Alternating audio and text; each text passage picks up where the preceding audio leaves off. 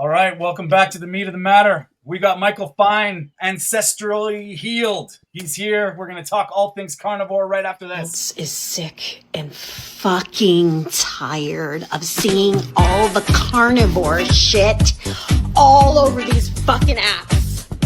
No one cares if you only eat meat. Every single one of you have to identify by carnivore fucking Connie, carnivore Ken, whatever the fuck your name is, and you add carnivore to the end of it on your fucking bio is fucking weird. Weird. You're literally treating your diet like a fucking religion. A religion. A meat religion. Okay? Like, what in the absolute meat fuck is this shit? Your fucking boards with your eggs and your cheese and your fucking butter and your dates. Who cares? You can't shit. Your fiber intake is fucking zero, and you think you're just fucking trudging through life getting all healthy. Get the fuck out of here. No one cares. Your meat fucking ass, your meat farts, your meat sweats. No one wants to fucking hear about it. All right, we are live every Sunday at 10 a.m. Pacific, 6 p.m. in the UK and Ireland, and 7 p.m. in the Netherlands and continental Europe. But we do get to meet people, and we do these things where we have all people from all walks of life, carnivores from near and far. And today we have Michael. Michael, how you doing, my man? I'm doing wonderful. I'm so happy to be a part of this with all of you today. Awesome, man. Yeah, we're looking forward to it. I've been a big fan of your Instagram stuff. I remember the last thing, it was nice little workout with movement. It seems like you're very, you got the chops, my man. So we're excited to hear from you or hear about you. And we'll just kick it off. How did you get started in all this carnivore stuff? It's actually really, really interesting. I did not know carnivore existed. I used to work a previous job where I was on social media, and I was doing social media marketing with them as well as a bunch of different hats within the company. And I decided to make a change, and I just got off social media. And I went through a decade of having a lot of health issues, ranging from autoimmune issues to gut issues to different psychiatric issues, which would include anxiety, depression, insomnia. And, I was just on the societal rut, having nothing but medications. And one of them, I got injected 4 times a year. It was a $15,000 shot. So I was a $60,000 patient just to start for the insurance companies. And finally, my daughter was being born, and my wife was having some difficulties and was very uncomfortable, not pregnancy difficulties, but was very uncomfortable not sleeping. So she met a Chinese acupuncturist here in Fort Lauderdale, Soul Acupuncture. His name's Eduardo and Meg. They're wonderful, wonderful people. And she started telling him a little bit about like what's going on with me, because the medication I was on would suppress my immune system. So I basically, if you sneezed, I would get sick. And it was to the point where like I was sick all the time. People at work wouldn't believe that I was sick, because it's like, how can somebody be sick so often? And it was because my immune system was suppressed to suppress my autoimmune issues, because as we know, that's all an immune response. And he said, bring your husband in. I think I could help him. Let's do a free consultation. And I sat down with him and I explained similarly to what I just said here, but a little bit more in detail. And he's like, Michael, I could help you. And I was like, well, how is that? He's like, well, if I told you it was diet, would you believe me? And I was like, what are you talking about? He's like, I think if you only eat meat, you will be healed. And I was like, excuse me, like taking the wax out of my ears, like, what did you just say? And he's like, yeah, if you eat meat and only meat, we could heal you. And I've healed so many other people this way. And I was like, okay, so how do I do it? And what I didn't know at the time was in Florida, Florida's very interesting. They protect their professionals. So if you're not a licensed dietitian, if you're not a licensed nutritionist, if you're not a licensed doctor, you cannot prescribe a diet. But what you could do is you could help aid people to figure out what foods works best for them without saying this is what you need to eat. So in the beginning, I was eating nothing but meat, and I had that transition period, which was really difficult. And it was a green light to eat red meat, because growing up, I didn't have the opportunity. My father had a lot of health issues. A lot of health issues runs in my family, autoimmune issues ranging from ulcerative colitis, Crohn's, lupus, different cancers, different addictions. So if anybody's watching, like, and they say with your familial predispositions, you are destined, to be on medication for the rest of your life, unless you have a legitimate genetic mutation, it's not the truth. And so what was really interesting is growing up, I was the type of person that if there was a piece of fat on my plate, I had zero interest in it. I was a picky eater. You needed to cut it away, get it off my plate. I didn't want to touch it. And I would say it was about, I don't know, about 5 days in.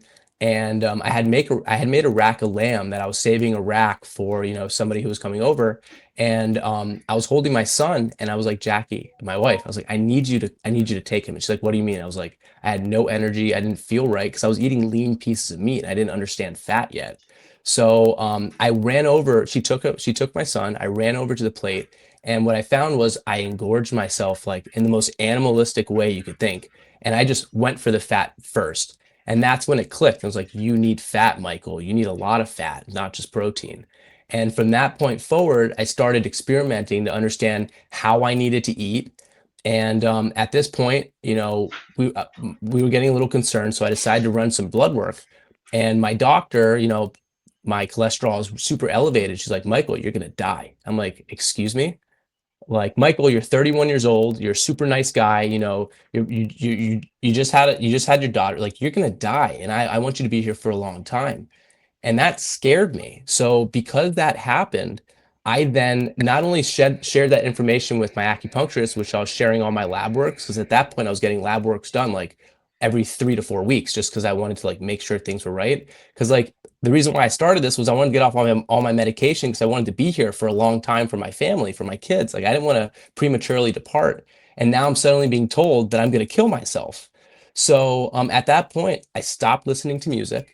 I in the car, and all I did was listen to doctors speak. And when a new doctor would come on and give their difference of opinion and their view site, I then would listen to their podcasts. And I slowly started educating myself and learning more and more, figuring out that what I'm doing isn't dangerous. But at that time, I was also trying to exercise like I would have previously.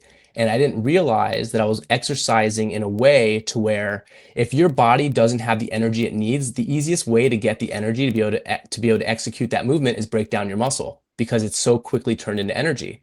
So what I didn't realize was I was basically breaking down my muscle every day while also building it up every night. So I was stagnant or slightly losing weight. And I went and got a blood test, and it turned out that I was having elevated liver signals showing like potential non-alcoholic fatty liver disease. So at that point, I started experimenting even more and realized that I needed to add even more fat to my diet because I was overwhelming my liver with way too much protein. And then finally, like 6 months in, 7 months in, he started sharing like different cholesterol videos from different doctors that I would share with my doctor that I'm sure she probably wasn't even watching.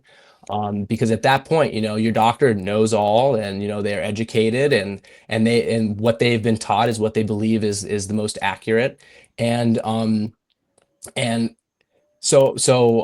I basically was trying to find more evidence for her to be able to like understand. And then finally, I was introduced to Paul Saladino from Eduardo.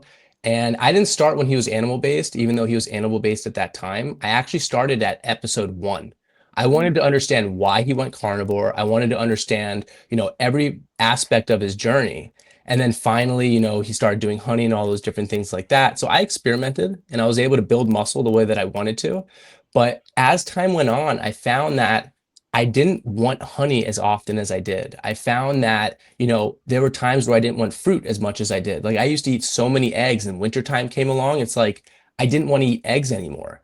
And that's when I started realizing that all this is happening for a purpose, because in an ancestral mindset, they would not be readily available all the time. Eggs were not available in the winter. So why would your body want them? Honey, you would not be able to get them at certain times. And if you did, like it was a task to be able to get it. So as I started looking at all of that, and then even organ meat, like you would kill an animal, you'd have organs for what, maybe 1 or 2 days, and then you wouldn't have any organs again until you killed another animal after your tribe ate it, what, 3, 4 weeks later, because you'd smoke the meat and that would last. So I started realizing that if I focused on how we lived before mankind started messing with everything and trying to control everything, that has to be how you get better. So I went a wonderful, wonderful time, going through this experience, and I was super, super healthy. And in the beginning of this year, in January, one of the most amazing things and humbling things that gave me even more realization happened is I came back from my 5-year anniversary trip, and I got struck with appendicitis. Now, at this point, my cholesterol was 470, 480, 490, like always in that range. And every time I'd go in, my doctor would be like, Michael, I'm worried about you. You're going to die. But every time I'd go in, I started like wearing a tank top. Because when they would draw my blood, she'd be able to see me from her chair and she'd look up from her desk and she'd be like, Michael, you're looking healthy, which was huge. And she said, but I'm still worried about that soft plaque. But at that point, all out of mind, like I realized that she doesn't really understand because doctors, they don't get real nutrition. They don't understand how food impacts the body. They just understand, the medications that they're prescribing to be able to help deal with whatever fire they're currently trying to tame down. But what doctors don't realize is every single medication is derived from some compound from a plant. So if medications have side effects, how can you not think that plants themselves also don't have side effects, whether it's short term, long term, whatever it may be? So when I had appendicitis and I was recovering, I was not able to lift because it was laparoscopic. So they go through my abdomen, and the last thing you want to happen is get a hernia, and then you're kind of back in the same situation. So when I was finally cleared to work out again, I had to have something removed off my back, which at that point, like if they say something is an issue, I was like, you know what, let's just get rid of it because the last thing is the skin. And, I don't want something to metastasize and become something more serious. So I was like, you know what, it's going to prolong my healing, but at least, I'll make sure peace of mind. And, I started working out then more aerobically and started focusing on retention bands and not going to the gym 5 days a week and killing my body 5 days a week. What ended up happening without changing my diet is my cholesterol dropped 100 points. And that told me something. That said, Michael, your body is going to change its cholesterol, specifically its LDL, based off of what's going on and what the needs are. Because whether whether you have inflammation in your gut or you're tearing up muscle cells and you're damaging your cells, if a cell is damaged and has to rebuild, that's inflammation. And what's the first thing that's going to help? Your LDL. It's there for everything. Your immune system, vitamin D production, hormone production. I mean, LDL is everything. So that made me realize that you don't need to kill yourself to be able to get stronger, because I was getting stronger and I was not killing myself. And so that's when I finally figured out that the three concepts to be as healthy as you can is make sure you have correct ancestral nutrition, having nutrition, making sure you have functional movement, and having a proper mindset. Because at the end of the day, if you're doing those first two and you're not right here, that stress that you're doing yourself, I mean, that it's in itself could cause systemic inflammation, which for all we know could damage your endothelium and start the process of heart disease where your LDL goes in and tries to save it. So I've been very fortunate where I've had different circumstances that has organically allowed me to encompass this mindset that hasn't only just been able to help me improve my life and make me feel as optimal as I am. Like I'm building muscle now. I feel better. I'm sleeping better. I mean, my relationships are better. I mean, everything just because I'm living the way that humans were supposed to live. And I'm no longer trying to take the societal shortcuts that they tell you, oh, you want to get bigger? You got to take this pre-workout and you got to go to the gym. You got to kill yourself and you got to take this post-workout and these amino acids. And I mean, before you know it, you're becoming a human test tube. And then you say, well, where's the gut issues coming from? Why is this problem happening? It's because you're putting all this synthetic crap in your body that, your body didn't develop. I mean, it's been evolving for what, 2 million years? This machine is perfect. And we need to stop messing with it and just give this machine what it wants. It wants rocket fuel. And what is rocket fuel? That's meat, that's butter, that's fat, that's bacon, that's liver. I mean, it's real foods that we grew up on, that we developed from. And once I encompassed this, it got to a point in September where I was like, you know what? Like, I cannot believe how good I'm feeling. I cannot believe, where I'm at. And I was having so many conversations about, what I'm learning from these different doctors, and people are like, oh, you should create a podcast. You should do this. And ultimately I was a super private person, never wanted to highlight my life, never wanted to put myself out there. And I said, Michael, this is beyond you. There are so many people out there that are suffering that were in a situation just like you were, where they felt, okay, you know what? You have an autoimmune issue. Well, your dad had one. Well, this is your medication starts now. Oh, you have sleep issues. Okay, well, here's your Ambien, here's your Lexapro, here's your Xanax, here's your this, your that. And, it's not how you have to live. And when you take those drugs, I mean, you wake up in the morning, you're groggy, you're not yourself, you're not functioning correctly.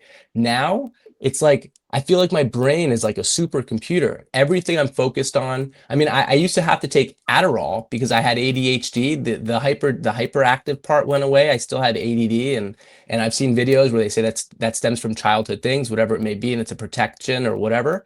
But I had to share my story. And I said, you know what? If my message can contact just one person in this world and help change their life, then everything I'm doing is worth it. And at this point, I mean, the people that I've been in touch with, and I respect privacy. I make sure they understand that anything they tell me, unless they specifically say, I want you to share my story, I don't. And that's because most people, they don't want their story to be shared. They just want to feel healthy and be able to be there for their family.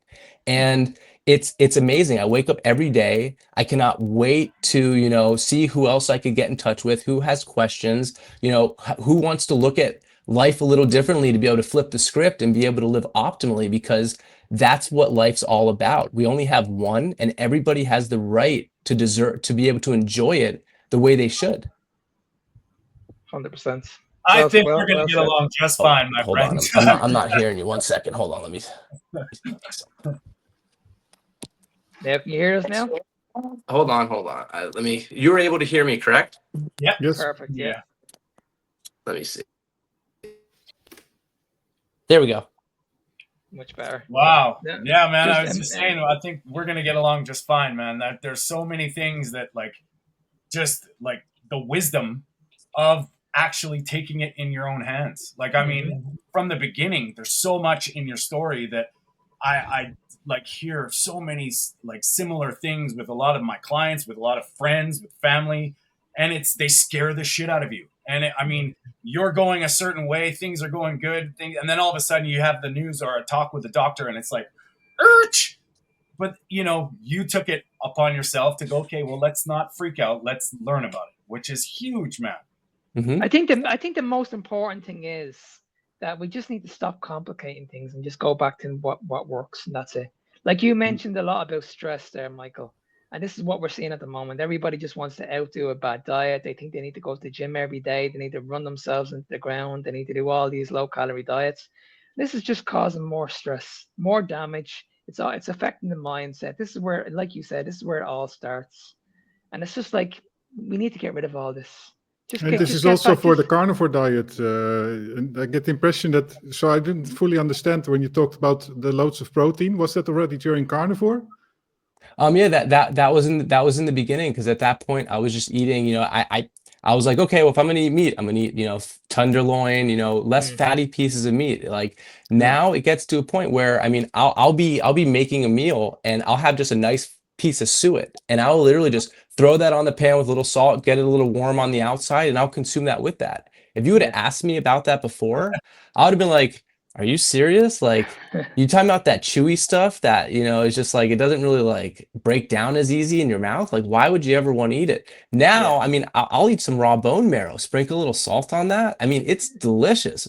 Don't go too big of a bite at once though, because it kind of, as it melts, it sticks to your teeth a little bit. So it's kind of like when you go to the movies when you're a kid and you're trying to get the candy out of your teeth per se. But it's so delicious, and it literally tastes like candy. I mean, it's just amazing how when your taste buds reacclimate and your body recognizes the nutrition and what you're eating, you start to gravitate to it and you start to enjoy it. I mean, it's beautiful. So all the changes basically when you go off your taste, right? You follow your taste and you make changes, you try things, and that's what I wanted to say is that along the lines what Mark was saying, that also within the carnivore diet, people think too much. They think they have to do this and they have to include organs and all this stuff, and so I like that idea. Yeah, and I'll tell you a fascinating story. I had a friend, who's vegetarian, and she's young, she's battled with some health issues, and she was basically premenopausal. And I was explaining to her when I learned about stearic acid and how stearic acid is a special omega-3 that, turns on your mitochondria, makes it more efficient at burning fat. And if you're not eating meat and fat, like your mitochondria is working at 50% capacity. Yeah. And I heard about how amazing just subtle things like taking organ supplements, which is what, 3 grams per serving, which is nothing, and just how amazing these results could be. And 2 weeks later, she got her period, which she hadn't had one in 6 months. I mean, this is huge, Michael, because this is what I do at the moment. I work with an awful lot of women that are told that, listen, you're never gonna have a child. You're gonna have issues you're gonna have to go down this IVF route. Now, I've been doing this over 4 years now, and in that 4 years, I've worked with over 60 women, and 60 women have gotten pregnant. These women were told, like, listen, your chances of having babies is never going to happen. It's absolutely criminal. And like you mentioned, it's like, well, you need to look at the diet. The diet's just pure lean. It's low calorie. No wonder your hair is falling out. No wonder your hormones are all messed up. No wonder your metabolism's slowing down. You need to add more fat into the diet. And when I put these women on a high fat diet, I'm usually having these women on about 75% fat daily, like huge amount of fat. Yeah. Within weeks, things are getting back to normal. Isn't it amazing? Just it's incredible. And weeks is like a blink of an eye in the reality of what time is and in a lifespan. And some people are impatient, but I mean, like, 3 weeks later you have your period. 3 weeks later you're pregnant, and you were told you couldn't get pregnant. I mean, that's God's magic right there. I mean, that's shining light where it says if you eat what you're supposed to eat, things will happen the way it's supposed to happen. Isn't this not meant to be the message that we need to be focusing more on health? What's more important to your life? Is it going to be health, or is it going to be you being on a low calorie diet? Well, I mean, that's what we need to be looking towards here. Okay, what's the most important thing in your life? Yeah. What's the most sorry, Tony. What's the most valuable thing in your life? And it should be your health. That's it. And health is wealth. It's all bullshit. Whatever they're telling you, something that's deemed impossible, or it's sorry, your arthritis, it's just going to get worse the older you get. Bullshit. And people are proving it. And Michael, you're like a walking example of the mindset of the, that ancestral thing. You're just going back. Like, what would we have done before? How would we have been here? And then, the modern life bullshit that they throw out. Well, we live longer now. That's not true. It's total bullshit. Statistical manipulation. It's absolutely not true. Let alone vibrantly healthy for longer. And it's proof. And I mean, I think the biggest thing is the fat, and it's clear, if you figure out your protein to fat ratio and you don't fear fat, holy shit, that's when the magic happens. Absolutely. Yeah, sure. I was only listening on the radio the other day. This moron was talking on a podcast that we're living longer because we're on more medication. And it just drove me absolutely bananas. It was like, okay, I need to see the proof. Show me the proof why people are lasting or living longer because we're on medication. Because I don't actually see it. Look at Japan. They have the most centurions. They're eating a pretty decent diet. They're moving, and then you go to America, and I mean, the average lifespan is 75 years old. If you're a man, it's even less than that. I think it's like 71, 72. And it just shows when you stop moving, you start rotting. And if you're not eating correctly, I mean, it just puts you, and this is a conversation that I was having with somebody earlier, is back, 12, 13, 14,000 years ago, if you were not genetically the strongest, you didn't survive. You were a kid, you made a stupid decision, you died. And that was that. And that's part of why, that the median age was 35.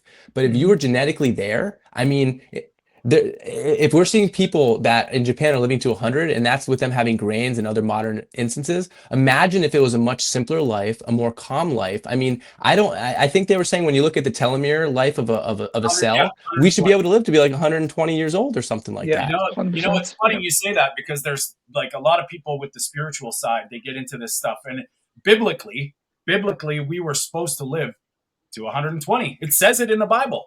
Then you look at the scientific, the genetic research and stuff. They're saying it's about 120 years. There's a similarity there. So, I think Anthony Chaffee said it best. He's like, 80 is dying young. Like, you know what I mean? Like, that's what we should be looking at. We shouldn't be looking at 85 being a long life. We should be looking at it as that's just out of your teenage years, like, Mhm. and it's pretty interesting and I think it's possible, like, people that are starting the ancestral approach, and we can argue finer points. I think a lot of people, it's very nuanced on what you can do, what our modern day lives entail. But I mean, just these foundations and these like setting the bar at what you can do ancestrally, it's obvious now, and everybody that's doing it has had some kind of magnificent shift, and it's undeniable now, and But man, like, but like you said, Michael, you only get one shot in life.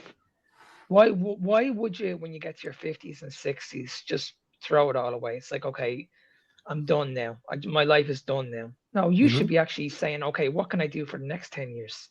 What Hmm. can I do when I get into I'm so looking forward to getting into my 60s and 70s. Now, if you had said this to me 10 years ago, I would have been worried about my 50s and 60s. But now, because I've been eating this way, I'm actually excited to see what I can do now in the next 20, 30 years. I Oh, agree. I'm absolutely. and it's nice. It's nice when you want to get out of bed every morning. And Michael, you were saying the same thing. Like it's that switch. All of a sudden, it's like, hey man, this is worth living. Everything Mhm. changes. You Yeah. know, how many kids are brain fogged and lethargic, unmotivated, like watching like Mark, you just did it. I know Peter, you do it. I just did it. We take tech timeouts. Like I can't do the technology for too long. I need a timeout. Like Mm. it's unbelievable. And all these kids, it's sad because like they're getting malnourished, and then they're getting inundated with all this modern technology, which from an ancestral standpoint, like your circadian rhythms are not going to be on your side by doing it. Mm. You know? Mhm. Mm. I mean, and you see the kids today. I mean, they're going to school with Red Bulls. I mean, they're having Lego Myegos filled with soybean oil, canola oil. And I mean, you go a step further, if you're not consuming the right diet to begin with, and now you're consuming grains, I mean, the anti-nutrients in that, it's not allowing you to absorb the vitamins that you need. I mean, it's just madness. So what I love is and why I love saying ancestral is because there are so many people that at the moment you say carnivore, they're like, Yeah. what? But when you start telling them like, you know what, like let's think primal. Let's start thinking the way we lived before we started grains. So let's eliminate seed oils, let's eliminate grains, let's eliminate legumes, let's eliminate processed sugars, and let's start there. And when they start feeling better, and some people that's all they need to eliminate because they're just genetically stronger than others. But when they feel like they're getting better, but they're not quite there, then they're like, you know what, maybe we should eliminate some spinach. Maybe Yeah. we should eliminate some Yeah. broccoli. And Yeah. before you know it, the more healing that their body needs, because again, like back then, if you were procreating, you were the strongest, the smartest. Now, I mean, there are people that literally fall in love with paraplegics and they want to breed with them. And I mean Yeah. that's the genes that are being passed on, and there's nothing wrong with that, and I'm not against that. But it just shows the challenges that future generations are going to have to deal with, because the reality is there are less strong genes being put out there. So everybody has different healing methods. And Yes. and people say, well, what about fruit? And I'm like, you know what? If you want to have some fruit, pretend like you're walking through the plain. You just saw a bush full of berries. Take a handful of berries. Take two handful of berries. If you want to try and snack on that for a few hours, but then do you think you'd come across another bush full of berries, for the next 15, 20, 25 miles on your journey? No. Yeah. So the reality is, that gets processed, whatever it may be, but don't make that a consistent thing, because that's not natural. You will never find berries on berries on berries, or natural bananas or apples or this. It's all seasonal. And what I find ironic about that is when they come to play, it's always around a time when you need to fatten up because winter is coming. Yeah. So I find in the summer months, I'm really not interested in fruit. Like if my kids are having some raspberries or whatever, like may I have one raspberry? I might, Yeah. but it's not a component of my diet. And I tell people like it shouldn't have to be a complete component of your diet either. Mm. Well, I was just away, and there the place we were staying at on the acreage had an apple tree, and I was like, you know what, I'm gonna have a bloody apple. This is like organic, and you know what, I haven't had an apple for probably 6 years, and I had an apple. I was like, no, not for me. Like it just wasn't. I can understand how people would, but I was like, this just doesn't feel right. And It it was tastes it tastes like chemically, it's almost like chemically altered with how we bred things. Like I made the mistake of having a bite of cantaloupe and I was like, I feel like I'm eating perfume. Like it's just like it's like what the hell am I eating in a way? Like it just doesn't make sense. And then whenever I find my kids aren't interested in a fruit because it's not sweet enough and I take a little bite, I'm like, oh, you know what? That's actually really nice, you know? Because it but again, it's like a bite here and there. It's not something where I'm like waking up and I'm having like all this fruit with my breakfast, and then I'm having, fruit with my lunch, and then I'm having fruit with my dinner, and then, I'm watching TV and I'm having it's just not natural. It's not an yeah. ancestral diet. And Mm. I don't believe in these people that are saying you like we just critiqued a video that was like kids. This was kids must eat 3 to 5 pieces of fruit a day. Where in God's green earth would that have ever been? Like when? Mm. You know what I mean? Mm. That was just ridiculous. And Mark, we were talking about that. It's like that just doesn't make any kind of ancestral sense at all. No, it doesn't make any sense at all. Like these people are coming out with these. Okay, well, when you look at the food pyramid, we should all be taking in 5 portions of fruit and veg a day. Like you name one person that's actually doing this. One, just let me know, because I never did this. I know a lot of people in the world are not doing this. So, where does this come from? Where does this information come from?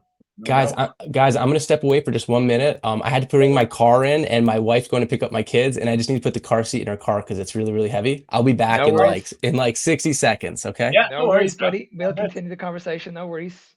Yeah, it's madness. It's just crazy. Like I said at the beginning, we need to go back to basics. Yeah. Like it's I mean, there's so much confusion out there. People are just making this stuff complicated, and you can see that people just don't want to do this. You look at the average person, you can see the stress in their face. They don't want to be going to the gym. They don't want to be doing all this work. They don't want to be putting themselves into a calorie deficit. They don't want to be miserable going on these diets. So it's like, okay, well, you don't need to do any of this. no. Step away from it. Like I know with you, with working with your clients and me working with mine, like my goal 100% is to not suffer. Like it Yeah. should not be suffering, Yeah. like this stuff happens. And when your body starts the healing process and you're actually nourished, magic happens. And it's not Absolutely. magic. It's just reality. Right. Yeah. And the hardest part is getting all this pushback with all the nonsense. Yeah. And I mean, if we look at, like, say, for instance, we're stranded on a desert island, what would you do? You'd find water, Yeah. and you would be trying to survive. You wouldn't be Absolutely. planting crops. 100%. If you came across berries or something on that desert island, that would give you energy to find the food that would sustain you. But it wouldn't last very long. Yeah, no doubt. You're still very, very hungry, and that's what's going on at the moment. Everybody is starving because they're on these low calorie diets. They're going through this fight or flight moment, and it's like you need to step away from this. The type of food that you eat matters. We just need to eat the way we were meant to eat. Yeah. We eat until we're full, and that's it. We switch off, and then we wait a couple of hours, and then we eat again. That's it. We don't need to be in every. Meat is life. Yes.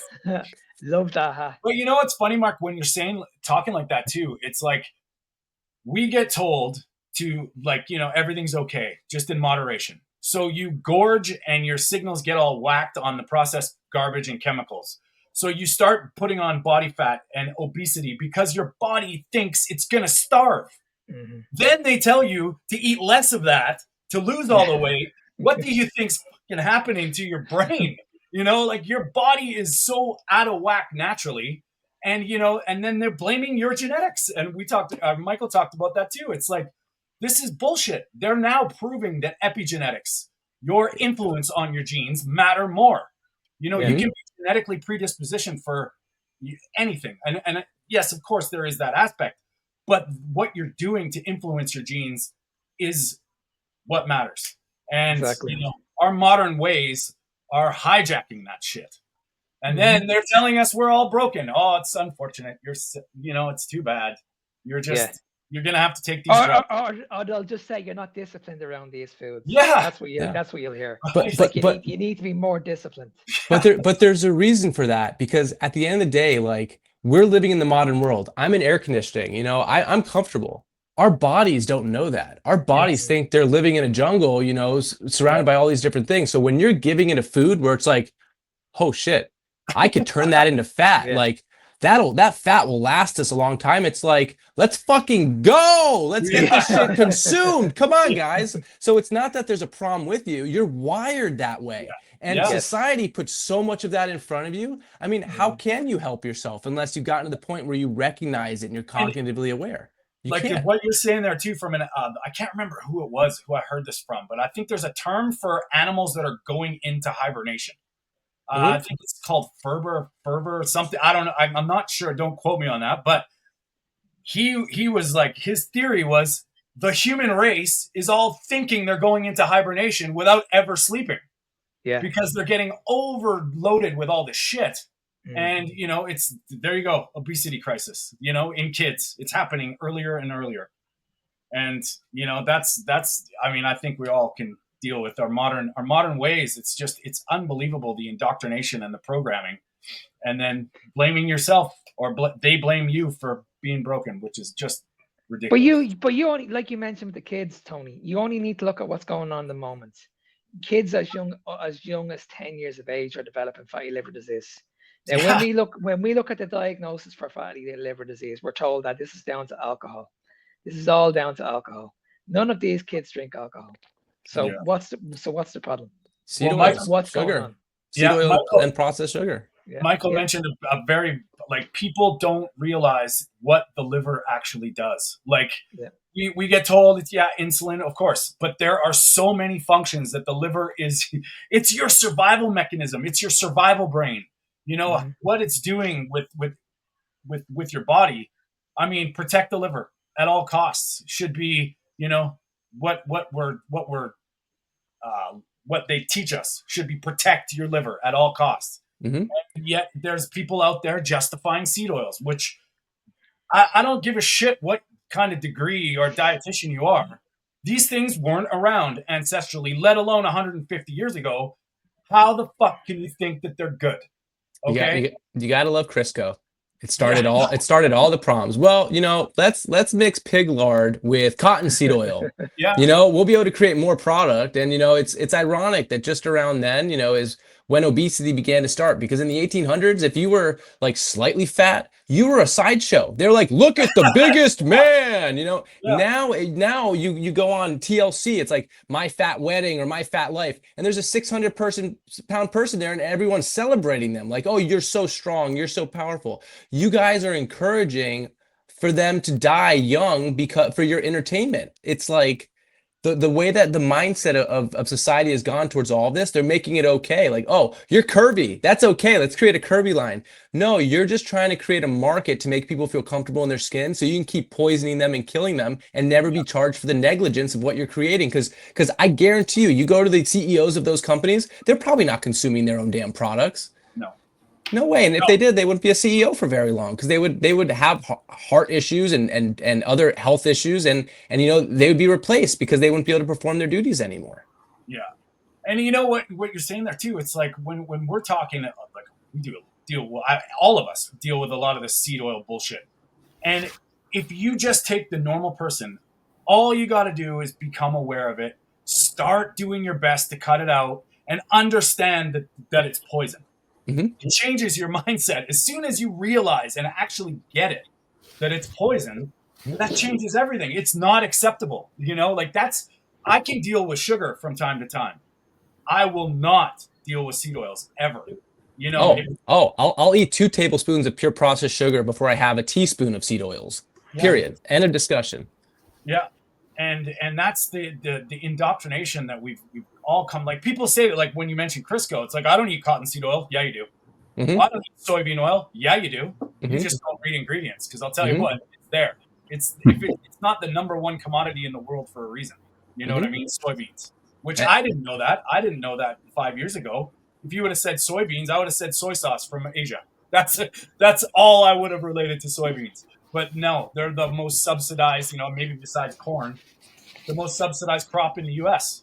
And then you start looking at the defense chemicals in soybeans and legumes. I mean, if anybody here is listening and knows what saponins are, I mean, it is literally a mimic molecule that allows things to get through your gut, and it creates such an inflammatory response that they use saponins in vaccines because it sparks your immune response. Perfect adjuvant, right? It's nuts.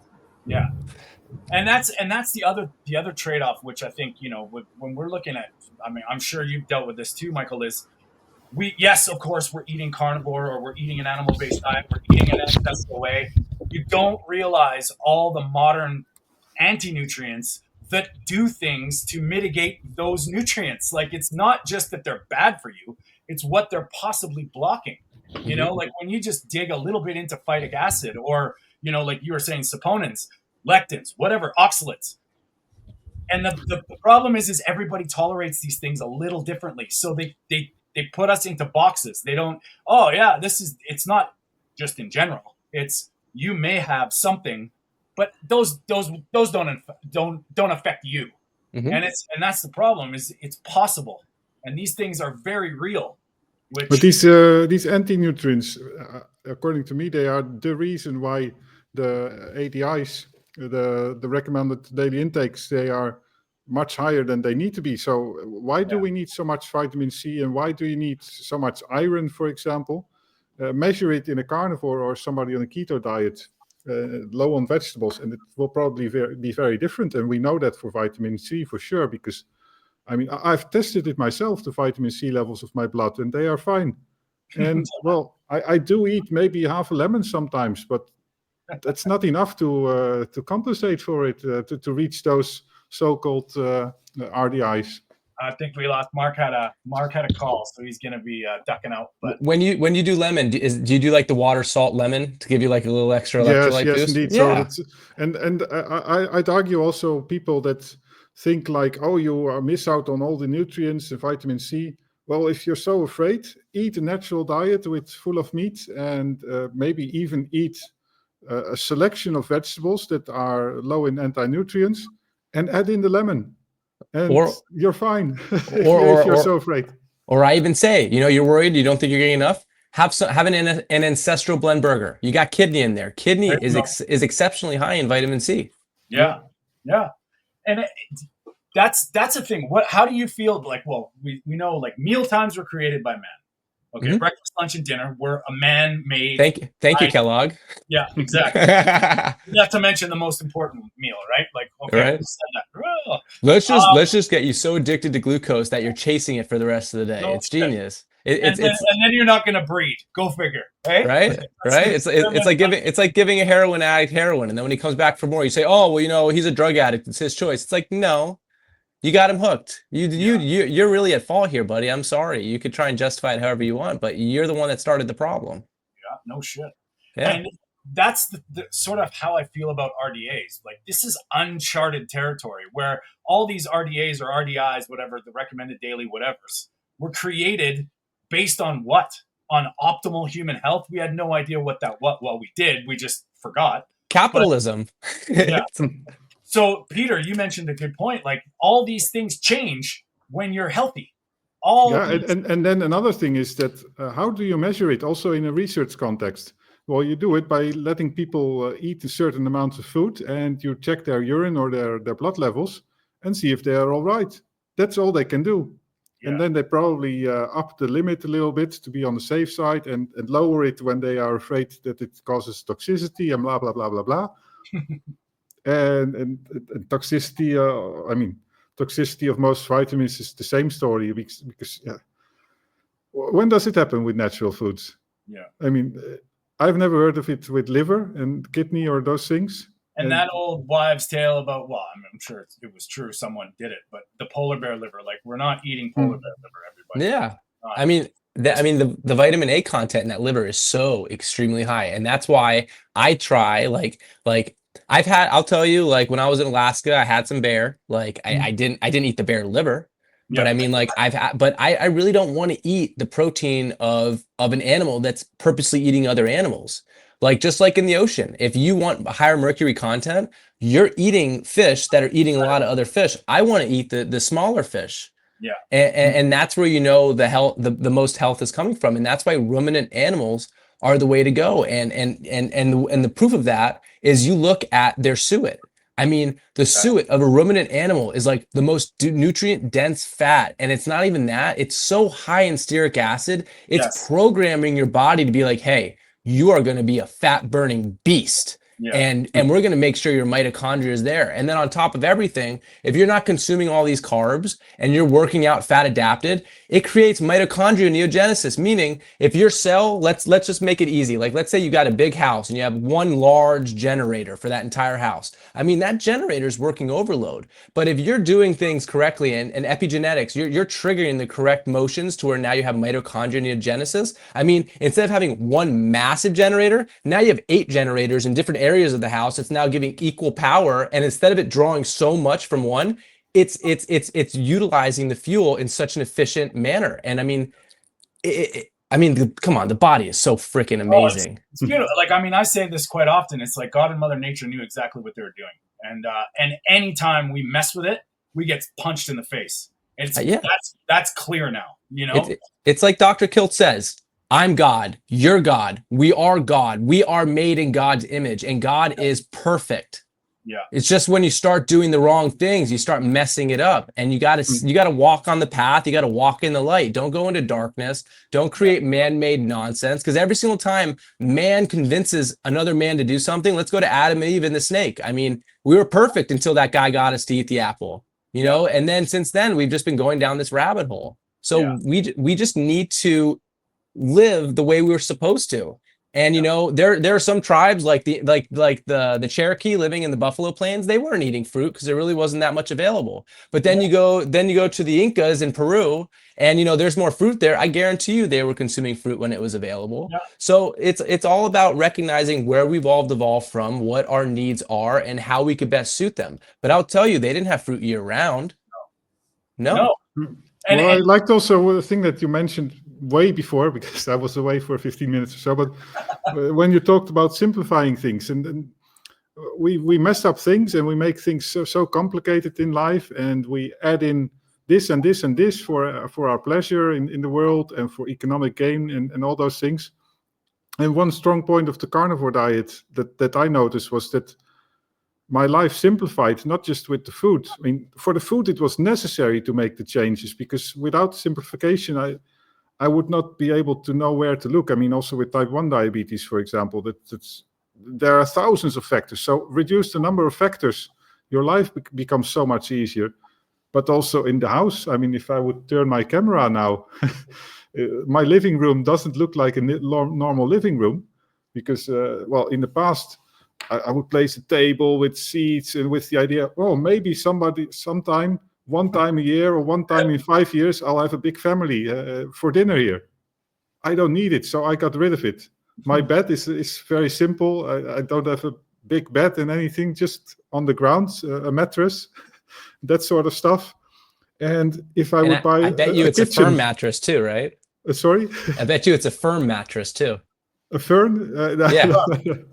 No, not it's a very old one still, but not soft. They're not soft. No, but the thing, like when buying a new house, for you guys, does it matter very much how the kitchen looks like? Because as a carnivore, what do you need? I need a barbecue, buddy. Yeah, well, I don't have, which unfortunately. That's it. You don't need a kitchen, basically. Oh, Tony. Tony, if you want something really simple, I mean, I have this tasty air fryer. Normally, I throw in a steak frozen. I decided you have one? Oh yeah. I put the probe in there and I decided to make it rare. And I mean, I like it blue, but I mean, for somebody who doesn't know how to cook, I mean, who just wants a microwave-like option, I mean, it is so simplistic and so easy. I mean, I learned how to air fry a steak. Like I got about an 1.5 New York strip, frozen, like we're talking Canadian hockey puck frozen, 18 minutes, beautifully rare. It's like, it is magic. It is magic. It is. But I do. What's your opinion about that, actually? Raw meat and blueware, and I'm thinking about the video that I saw yesterday from Dr. Sean O'Mara. He was talking about getting good infections, getting the right bacteria in you, and ferments and raw meat and milk, and kefir, and that sort of things. What's your view on this? So I think fermented vegetables like sauerkraut and different things like that, I think if you're going to consume vegetables, I think that's the healthiest way to do it. I mean, you see tribes in the Amazon rainforest, like when the women are preparing their stew for the night, I mean, they're literally biting these plants, chewing them, and spitting them, and allowing them to ferment all day to make them non-toxic.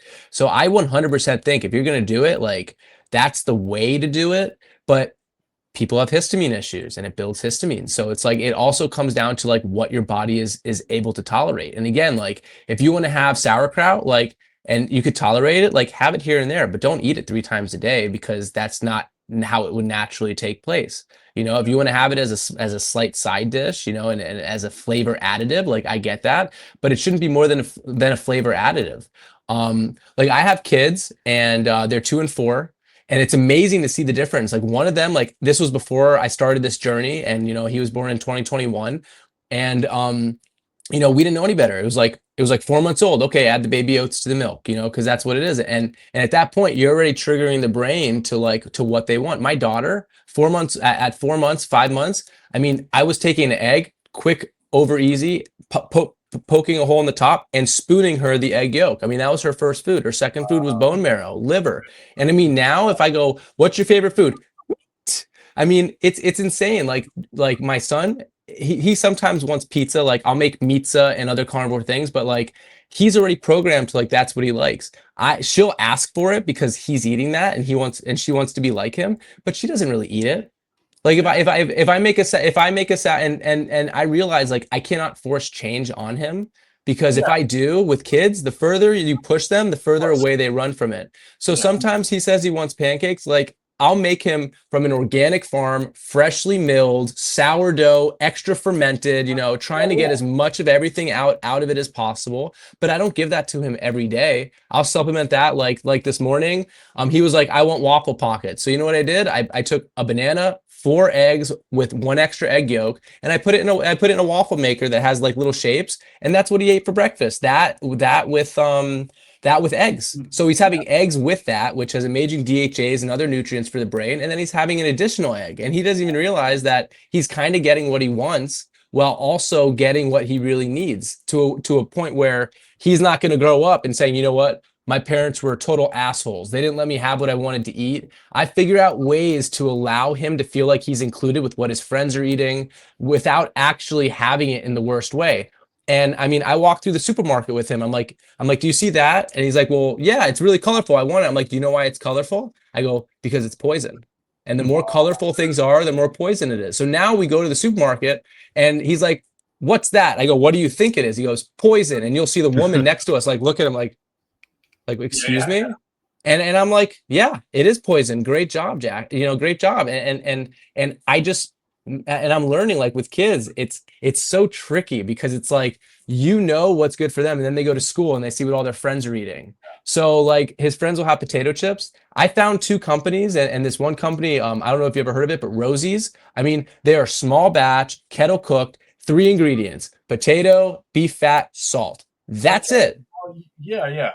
And what's cool about that is literally also a side for a meal. It's like eating a healthy French fry. I mean, in regards, like, to where you think potatoes are, but like, it's a way to give him some sense of like civilized normality without giving him the crap that you know may potentially lead him down the same path that I had to go down. And we don't want that for our kids. Good for you. It just takes a little bit of wherewithal and understanding. Like, I mean, I hear a lot of people, well, I don't want to torture my child. It's not about that.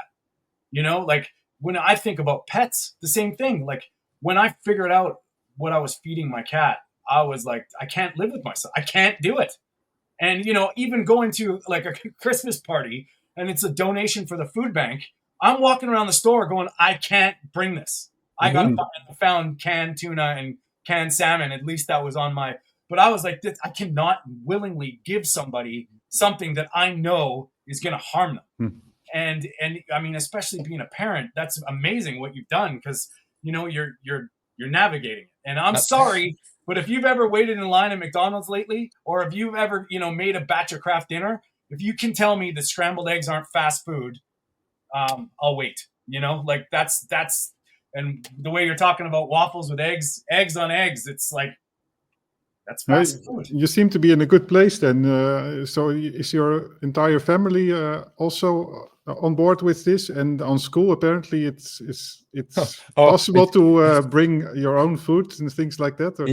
yeah, I'm gonna tell you the funniest thing. So when we go to school, I gave them a bottle of hand soap that's tallow based, and they made me fill out a prescription form, and I'm like, it's tallow and like olive oil and water that, so like what the hell? Like I need to fill out a prescription. It's just so crazy how everyone thinks. But when I first started, I mean, and I'm sure you've been there, like your family looks at you, you're at the dinner table and they're like, and then as time goes on, they start asking questions and you're repeating yourself over and over and over again. But like even with my wife, like I never said no, no, no. Even with everything I'm learning, like this is not what you should do. She's watching me. She's listening to like the different education that I'm learning. I'm discussing it with her. And she used to eat a lot of vegetables. Like she might have an asparagus here and there, which is one of the easier ones. But like she's basically like, I would say she's pretty solid animal based. And what I love now is over the summer, she kind of got into baking. So she's making like carnivore bread, which is basically out of like cottage cheese and egg and it's amazing how you could come up with all these other concepts that give you that feeling of what you'd like, whether it be wraps or whatever it may be. And, she's now getting into it. And I believe like, and her red meat consumption is going up every day, to a degree. But again, like I'm not saying, this, if you want to be healthy, this is what you need to do. Because at the end of the day, if somebody is not ready to accept it and you try and put it on them, like we all have a cognitive block. It's like, hey, we're people. We want to do what we want to do. We have our own decisions. And it's a very, very fine line, but respecting those that are around you and when you can give advice, but not in a way where it like makes them feel small or stupid. It's super important. Like I have a family member that loves the Siggy's yogurt, that's like cornstarch added and all this stuff.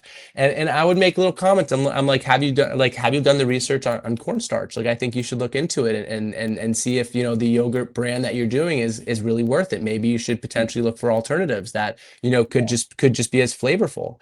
Yeah. And it's sad because like even when you go into like dairy products, like if you're buying dairy from the store and it says skim milk, if you knew what those animals are going through for them to be able to produce that skim milk, they're basically on a dirt pasture. Like if you went to a rodeo, they're basically in giant dirt pens. They're being force-fed hay, and then they're giving grains, corn, stuff that they really are not meant to digest, but because they have four stomachs, they could, digest it in a way.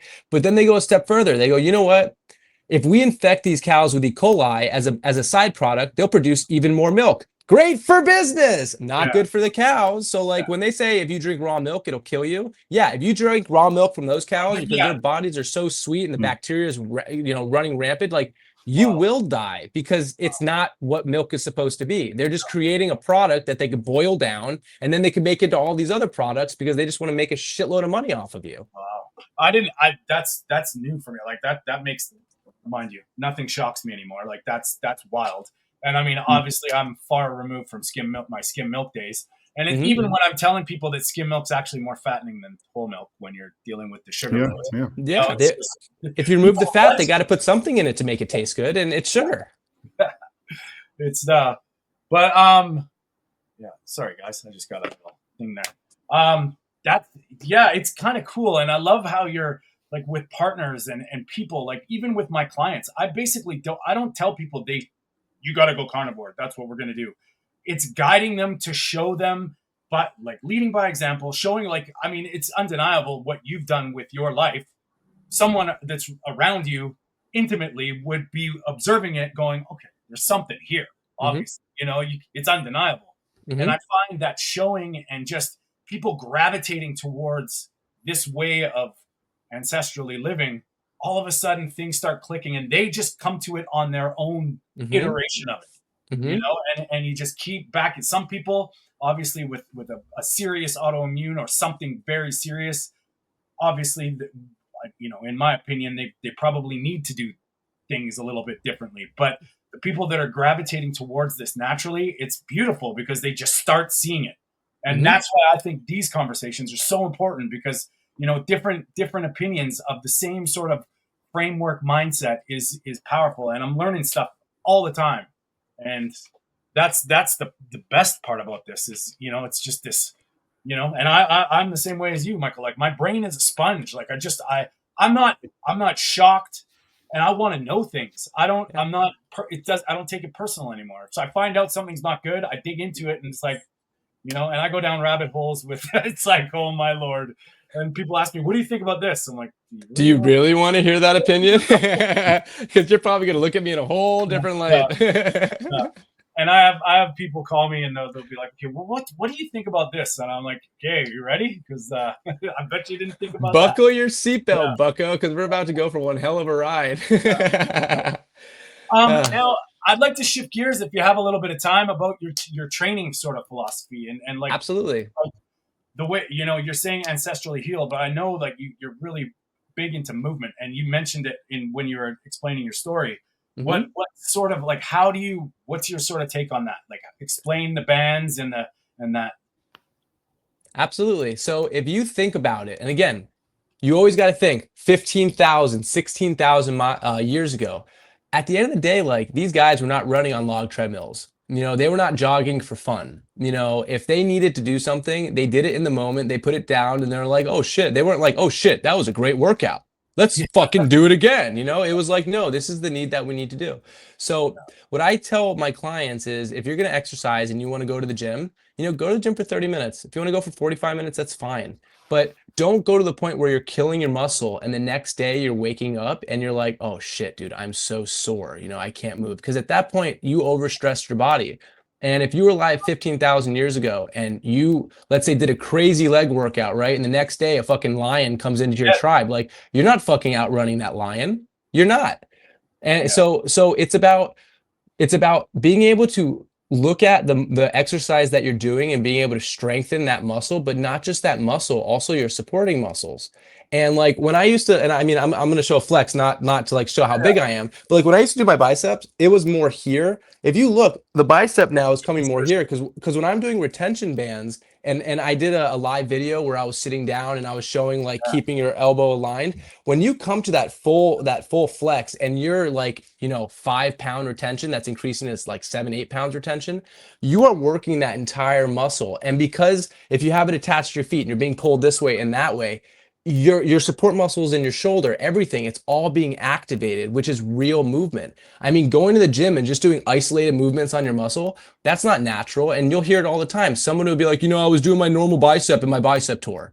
Well, that's because you're working your bicep out twice a week. You're just not giving it the opportunity to rest, because you have to have an equal balance of stress and rest. So I say, if you want to work out, go to the gym 3 days a week. You don't need to go to the gym more than 3 days a week. The other days, walk. Do a brisk walk, put on your wearable if you're comfortable wearing that. I used to wear them. I don't feel comfortable wearing a wearable anymore. I'm the same way, man. I'm like, no, Fitbit, no. But like when you're walking and you see your heart rate goes up to 132 beats per minute, I mean, your body is working. I mean, you are trekking and you are burning fat and you are getting blood flow all over your body. And you go a mile, drop down, do 50 push-ups or 30 or whatever it is. That you get to the point where that's where you're comfortable with. Because I say, like, you don't need to work out aerobically. Anaerobically. If you're working out anaerobically, you're forcing glucose burning, which is going to make you crave more food. But if you're working out aerobically, you are in fat burning mode, and it is 9 calories per 1 gram of fat. And we have a shitload of stored. I mean, even me, like if I mean, you've seen the pictures of my social media, like with how thin I am, there's a lot of fat there, even though it doesn't look like there isn't. So when you get to a point where you are just in fat burning mode, which with epigenetics is completely turning on your anti-aging genes, turning on every good thing that your body needs because it's trying to preserve itself. You're in a wonderful space. And I say, if you're not working out, get snacks in throughout the day, because and like, so we could be sitting here and the moment this done, I'll probably drop down and do push-ups at a steady breath. Okay, like workout snacks. Yeah, I call them workouts. Yeah, I call them little snacks. That's cool. And because what it is it's getting blood flow to different portions of your body, and we know blood flow heals, right? And also maintains, because your muscle's working. And if your muscle isn't working, your body's like, well, why the hell do I need to maintain this? So when I say, when you're doing push-ups, don't push yourself to absolute exhaustion to where you're holding your breath. Because if you're holding your breath to make those movements, you've now switched from aerobic working out to anaerobic working out, because you do not need oxygen when you're burning glucose. You need oxygen when you're burning fat. So when I first started this, I mean, I was probably doing like 15, 20 push-ups. Now, 50. I mean, since being home from Colorado, because you know your red blood cells increase to be able to get more oxygen. I mean, I should probably see. I bet you I could probably do 60 or 70. And Yeah. it's fluid, and you get up and it's like you have an insane pump, but you're not exhausted. You don't feel like you just killed yourself. Yeah. And that's what I tell my clients who are stuck in an office job. It's like, okay, so if you're in a 20-minute meeting, 30-minute meeting, you're finished, you know, why don't you just do slow squats and do whatever it is until you start to notice that you're holding your breath. Like, you don't need to work up a crazy sweat. But that blood flow, and that is activating fat burning because you've just been sedentary, and it doesn't keep you in a situation to where you're wasting. Because if you're not moving and you're sitting all day, I did a post on it, you know, your hamstrings are weakening, your glutes, you know, basically aren't activated anymore, your hip flexors start to tighten, and you get yourself in a situation where you lose mobility and you cannot really squat, or if you do, you might hurt yourself. Like, I can't tell you how many people, they're like, oh crap, I had an emergency and I had to run, and like they hurt their hip. Totally. And it's because their hip is so tight, it's not ready for that range of motion because you're never activating it. Yeah. So I mean, if you, yeah. No, sorry. That's really cool, because I mean, I kind of like, obviously I'm not a personal trainer, but my idea with movement, and you know, that's really cool, because life happens now. If you're not prepared for now, when do people get injured? Stepping off a curb, dropping a pen. That's crazy. Like, you know, like you hit a piece of ice and your body doesn't have the stability to be able to maintain yourself, and you fall and you break your hip. Yeah. And I mean, and I think the other side of that too, what you're saying, and because I'm a big believer in like movement for lymph.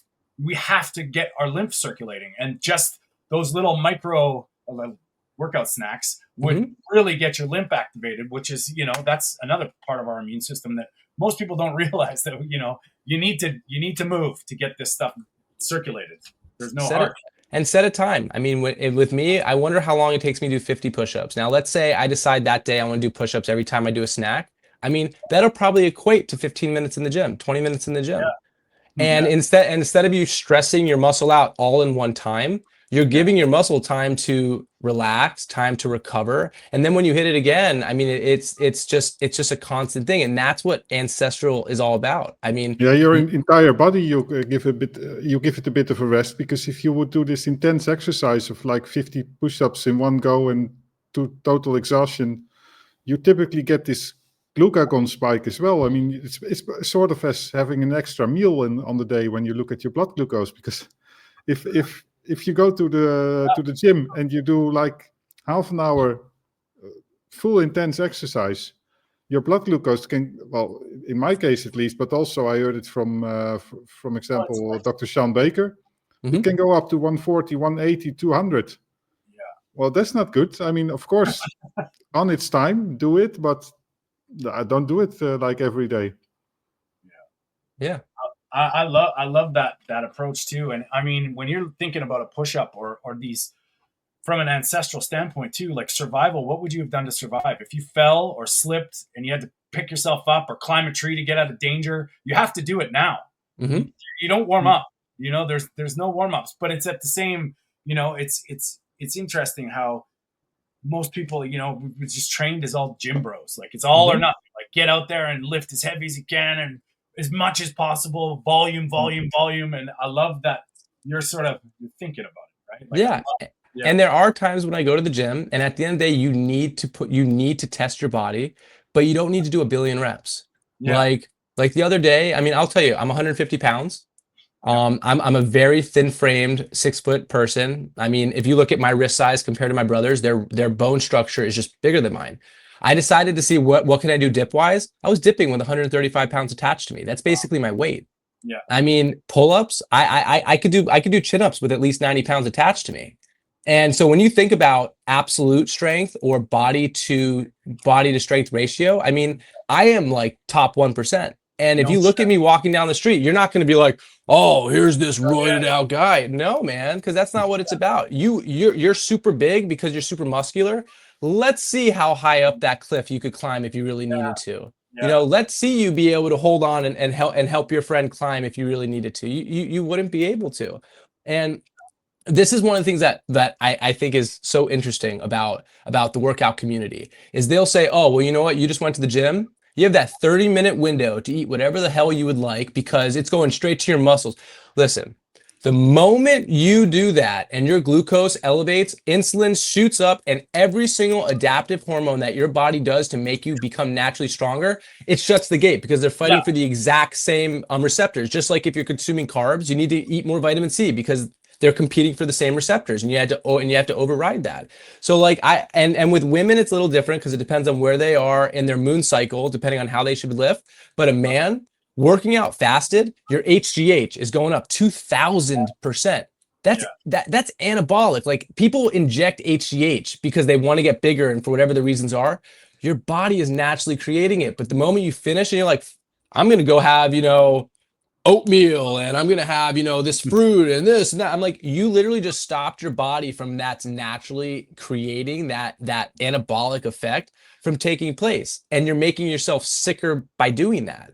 Like here I am, like I ate, 3.5 hours ago. We've been on this for a little over an hour and I'm getting hungry. Like I'm not going to do anything crazy. I'm not going to go eat fruit. Like I'm about to eat a meat bar, literally meat, salt and beef. Like that's it. Is it enough to spike my insulin? No, but it's enough to give me a little bit of what I need to completely hold me over to where I think tonight I'm going to eat a little bit later than I normally do because my kids have some activities, and that's where I'm going to eat a massive meal.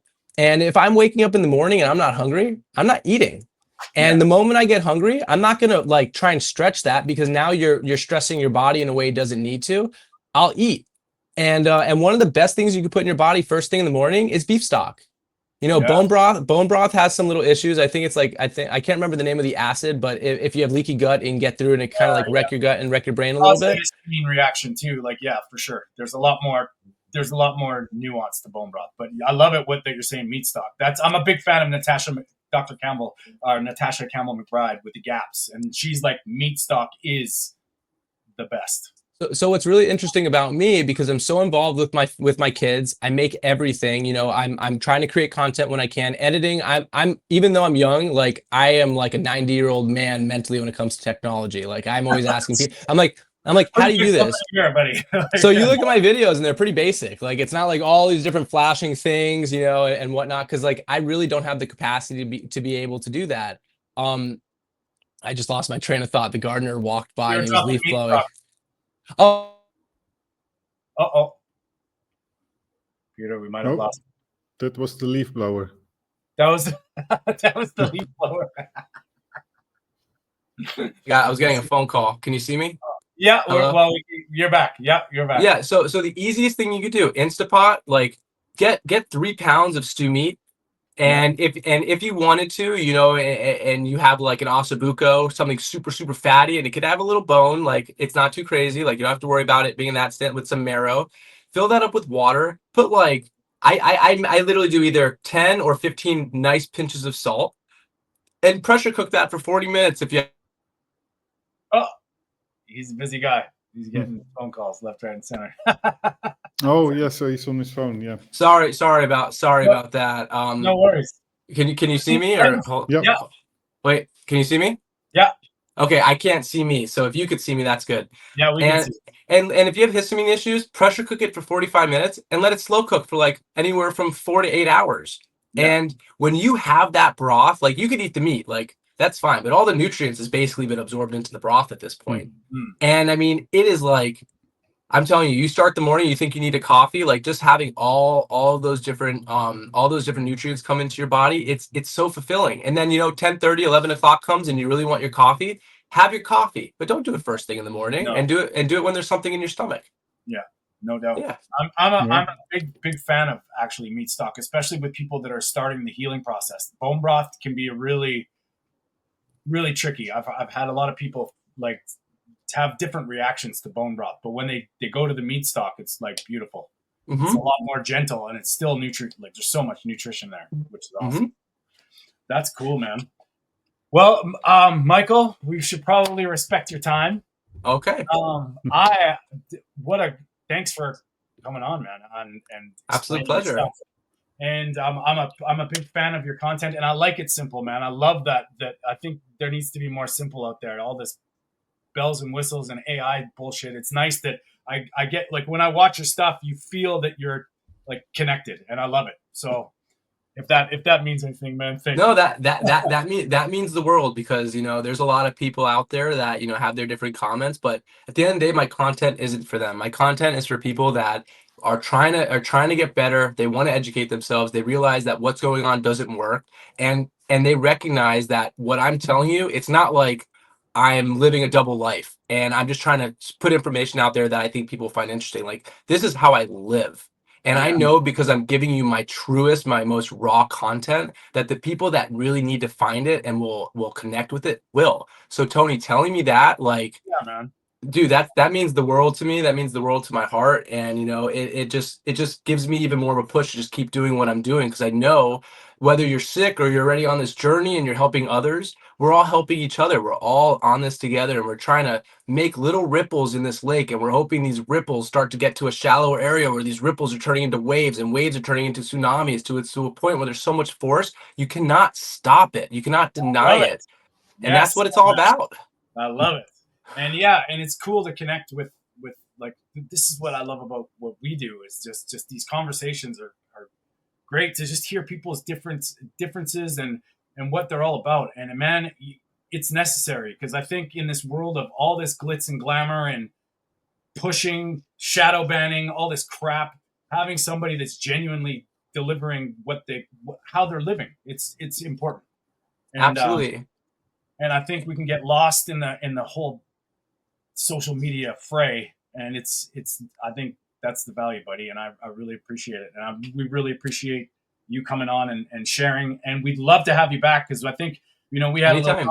we had a little conversation before the show, and I think we could go into some serious details about the way the world works, about just from our different areas and our different experiences, because Absolutely. Let's let's put, as I like to call it, let's put the societal targets on our backs. yeah. At the end of the And day, I mean, like, I'm almost to the point now where it's like, I don't give a shit anymore. We've all had our share of strikes, and I'm like, some of the ridiculousness. Like, I can't talk about the business of cancer. Like, okay, like, you get a strike, and it's just ridiculous. So at the end of the day, the greatest heroes of our past that made our future were all people that society at the time turned their back on, and in the future realized that they Yeah. were right. Like, let's look at Galileo. That guy basically ended his life in house arrest. And I mean, yeah, he is now considered like one of the greatest astronomers ever that helped, you know, well, I mean, let's be honest. So I'm happy to come back on. I'm so thankful that you guys invited me, and yeah, I'll message you my YouTube, yes, which for if sure. you search it, you can't find it, because as we spoke, yeah,